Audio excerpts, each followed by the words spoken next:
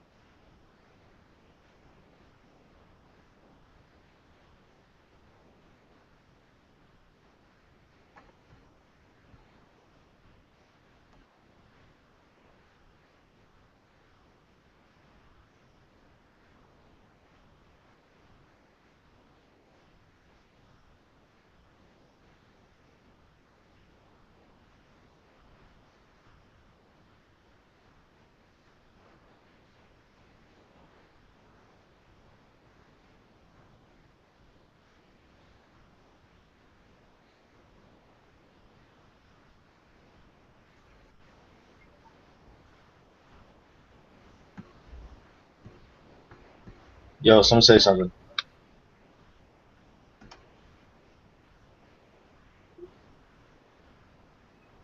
Yo, it's got to be just this because I was just hearing stuff on other Well, things. Dang. See it? wait.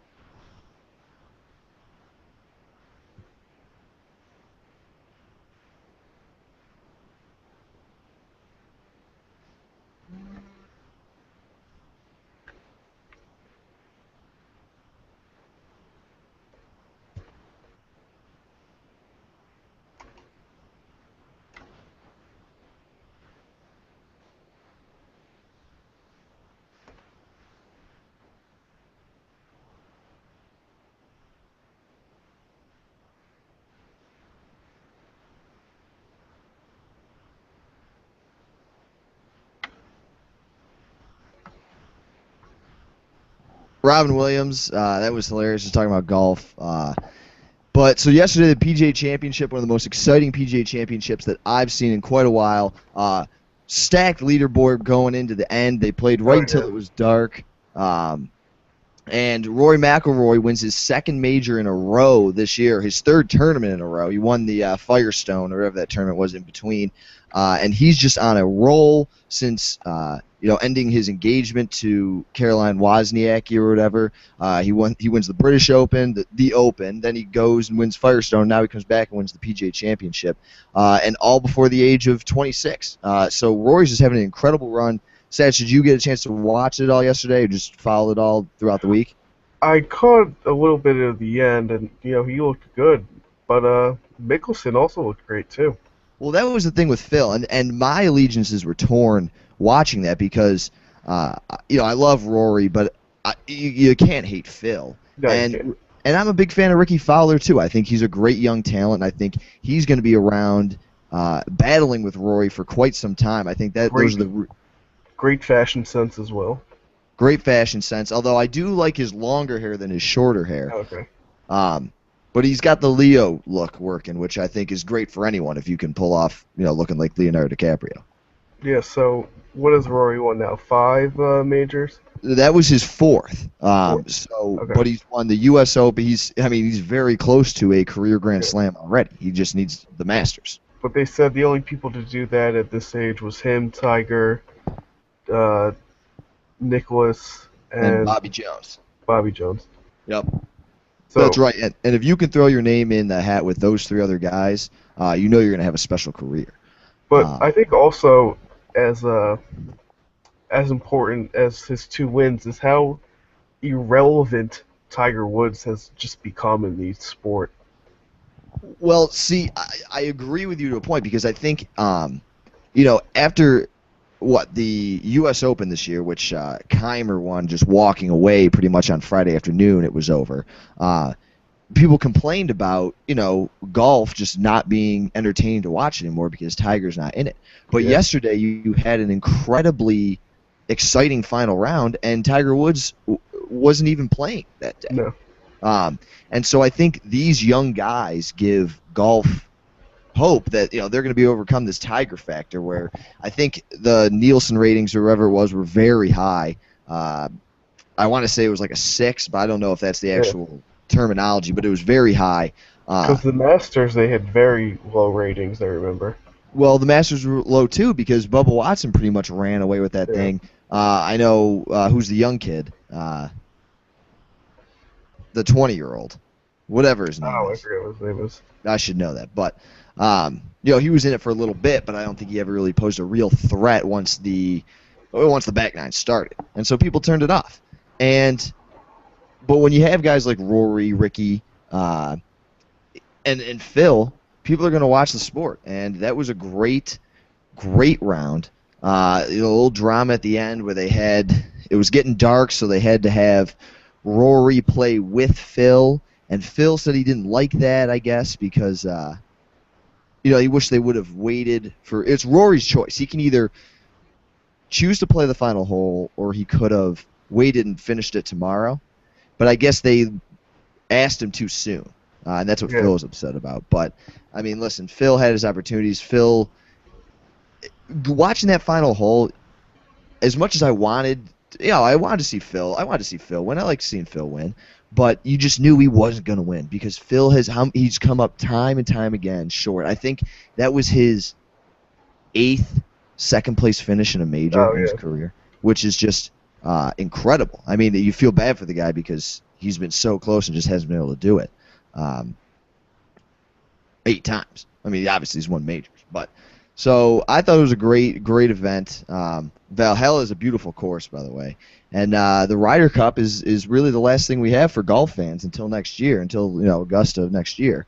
And Tom Watson, the captain of the United States team, said today he was like, "Yeah, I'm not going to rule out Tiger Woods. He's got 3 wild card slots he gets to pick," and he said, You have to if you're. "You have to not rule him out." No, you have to put him on the team. You think? Tiger, I think so. But he hasn't finished a tournament. The last couple tournaments he's played, he hasn't even finished it. I would put him on the team just to, for argument's sake. I mean, probably the greatest golfer of his generation and stuff. I mean, also just have respect for him too. Oh, I don't know how much you can go on though. I mean, that's like paying Dwayne Wade the money that the Heat paid him. I mean, it's one thing to reward past accomplishments, but at some point you've got to look to help your team. And if you're wasting valuable resources of a spot, that you probably have a lot of capable American golfers that could come on and play pretty well. It's a big risk to go with Tiger. And first of all, how does Tom Watson always get to pick the team? I have no idea. Is he just like the oldest professional still, like guy still on the tour, and they let him pick it? Probably. He's 64. Yeah. I don't know. Because I wondered how he's always getting to pick it. I don't know who the European captain is. Yeah. But I wouldn't mess with Rory in that one, though. No. So that's exciting. We're going to move on. Sad news from Canandaigua, actually, right up here. We're, about a half hour, 40 minutes away from me from this weekend. I'm sure you've all either heard or seen Kevin, what was his name? I have no idea. Well, Tony Stewart was racing in a sprint car race, and he spun out another driver. I mean, you probably know the story. And the guy wound up getting out of his car, and Tony Stewart hit him. Whether it was intentional or not remains to be decided. Mm-hmm. Kevin Ward Jr., 20-year-old, was killed. Not instantly, but they had the mercy flight coming, and then they canceled it because they then pronounced him dead. So a lot of backlash. Tony Stewart said originally he was going to race, and then the next morning he woke up and said, I'm not going to race. And people were like, well, why did you even think about racing? Tony Stewart, obviously a very polarizing figure in NASCAR. Also, NASCAR was going to let him race, which I don't think they should have let him do at all. Well, right. I think this thing was handled very poorly. But at the same time, I think a lot of people are quick to blame Tony Stewart and say that maybe he did intentionally hit him because of the past, actions of Tony Stewart. What, he's been around 20 years. How many times has he been fined and suspended by NASCAR? He's been, fighting guys, throwing punches. He's got, the loudest mouth on the tour, on the circuit. So, but that being said, I've read a bunch. This Kevin Ward was wearing an all-black suit. He got out in the middle of a race and walked on the track. I mean, that's insanely stupid. The lighting was poor on that corner, and apparently sprint cars on the right side, very limited visibility, which is where Kevin Ward was, on the right side of Tony Stewart's car.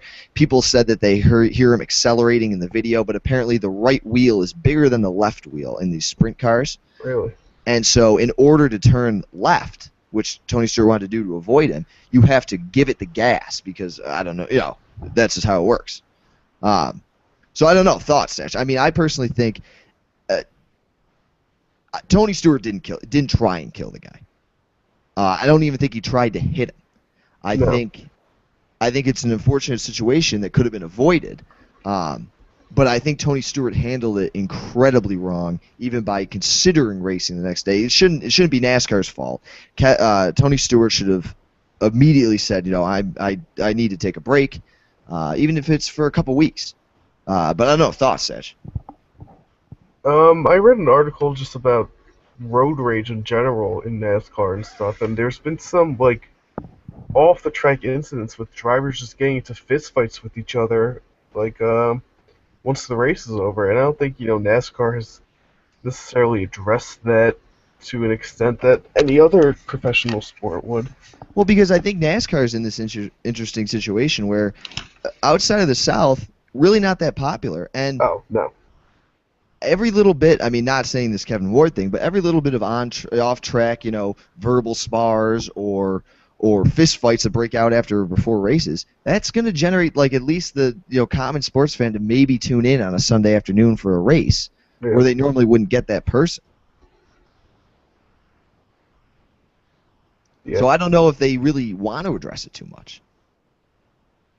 I Yeah, think that's maybe, true. I think maybe they let it go to a certain extent.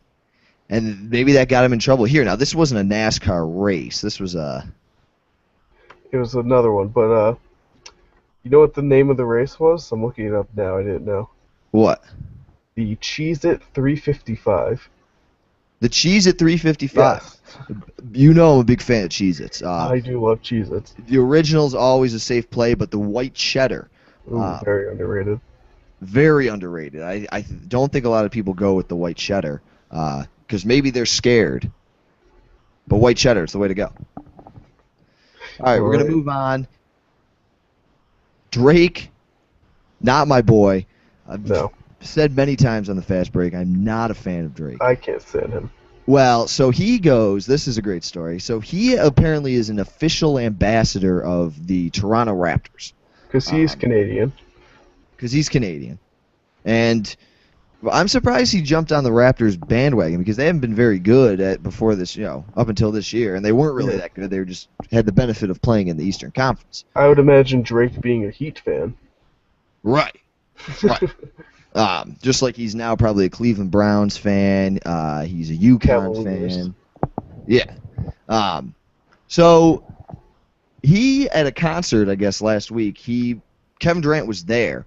And Kevin Durant, free agent 2016, he basically recruited Kevin. He's like Toronto fans show Kevin Durant, who's here in the crowd tonight, what it's going to be like if he comes and plays here in 2016. And there's the crowd obviously erupted. Yeah. And so anyway, the NBA fined the Raptors today $25,000 because it's tampering. You can't actively recruit non-free agents, I guess.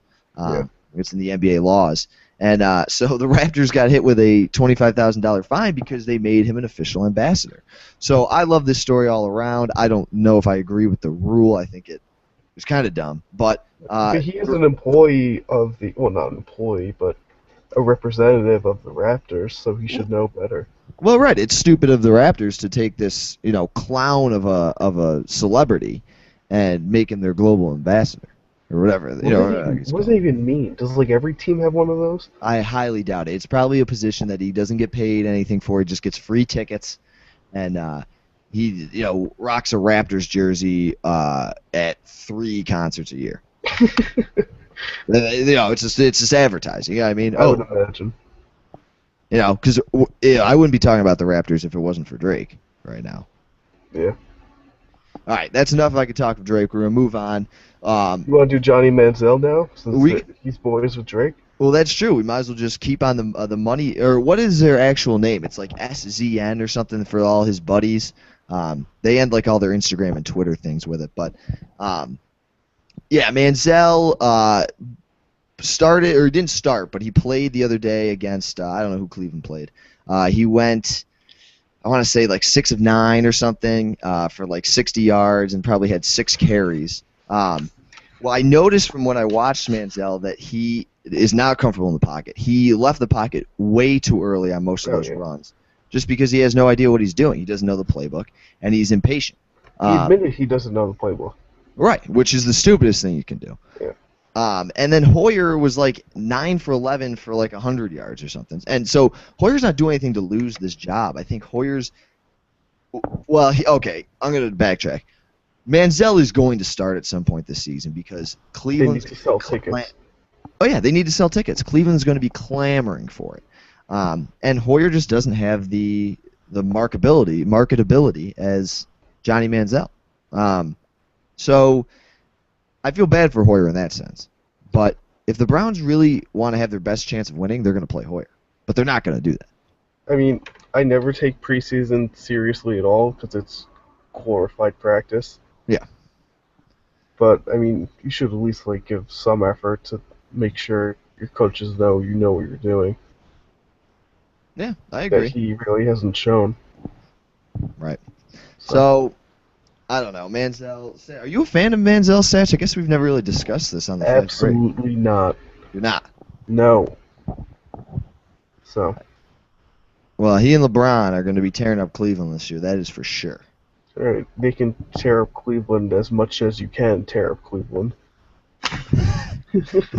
That's pretty. To be honest. That's very accurate. Okay, just a couple random things. Have you seen the Oakland A's when Reddick comes up to bat and they have those they all people bring their saxophones to the ballpark and play his warm-up song like in the crowd? I gotta find who's bringing their saxophone to a Major League Baseball game. Who? Yeah. These guys. I'll show you. Hold on. Hold on. I gotta say this. You can play YouTube videos on this Google Hangout. I can't hear them though. Oh, you can't hear them? No. Oh, so you couldn't hear that? The Robin Williams thing? No. Oh. Can you see it? No. Really? But I'll take your word for it that you're playing it.